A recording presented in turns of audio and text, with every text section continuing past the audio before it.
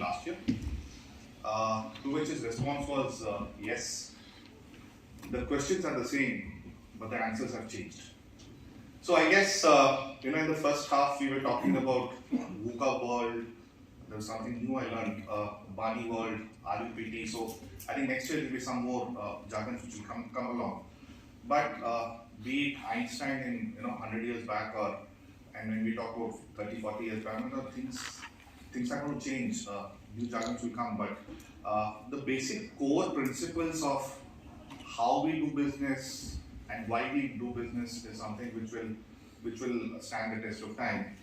And in this aspect, what role can technology play? Is it a short-term thing? Is it a long-term thing?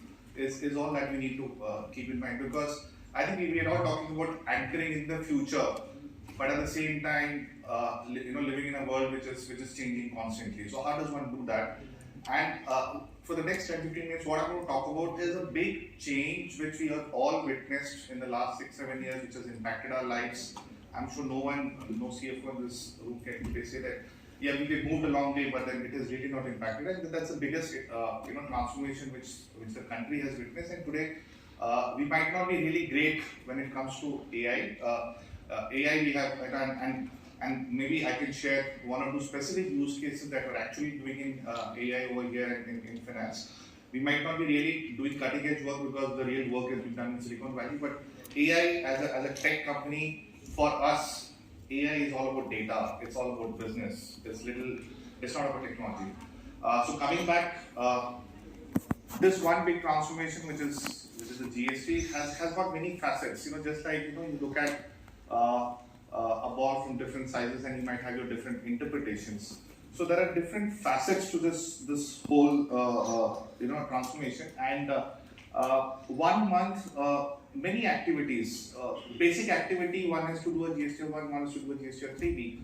But then how does one actually do it actually determines the level of, as my friend Anil said, that leaving the legacy behind of zero mismatches. So I don't want to go into the details of it, but it's not just about returns filing anymore. It's a lot more than that. And organizations which have a huge volume of invoices know exactly the kind of challenges that they face.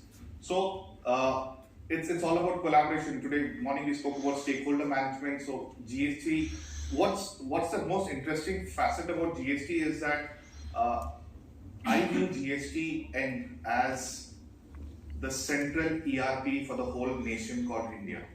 It's one ERP which is actually recording each transaction, buy side, sales sides on a real-time basis. And on one side, you've got the vendors. Other side, you've got the customers, and in between there's an anchor the client.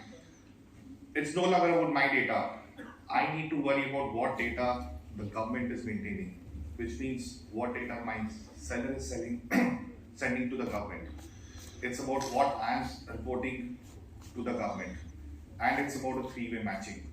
So from a PO-based accounting, where I used to actually declare based on what POs I was raising, about what internet data I was managing, it's now more about invoice based on what my seller is actually reporting. So it's a full 360-degree view that one needs to keep. And believe me, we work with a lot of clients. We work with over 1,500 customers, large market customers. Government is far ahead when it comes to data, when it comes to understanding where the gaps are. And that's why the flurry of notices that one is actually talking about.